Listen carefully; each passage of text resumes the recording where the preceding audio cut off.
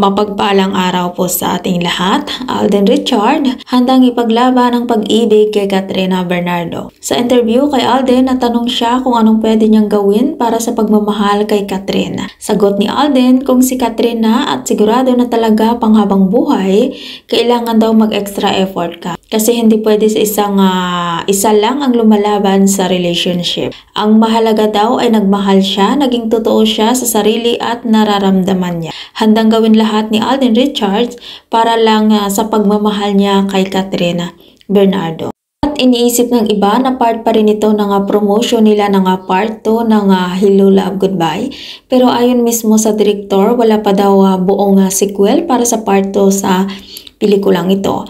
Pero makikita natin kung ano ang ginagawa ni Alden Richard, handang ipagsigawan kung gaano niya kagusto si Katrina. Wala siyang pakialam sa mga sinasabi ng ibang tao sa kanya, na pagsabihan na siyang ginagamit lamang niya si Katrina, mga agaw, hindi sila bagay at madami pang masasakit na salita ang tinanggap lamang ito ni Alden. Pero patuloy pa rin na pinapakita ni Alden Richard ang pagkagusto kay Katrina. Ganon niya kamahal si Katrina Bernardo. Aminado naman si Alden pagdating sa babae na mamahalin niya ay talagang mapili ito. At ang gusto niyang magiging girlfriend niya, yung babae, ay yung makakasama niya na panghabang buhay. Kaya naman gano'n na lang ipagsigawan ni Alden ang nararamdaman niya para sa isang babae.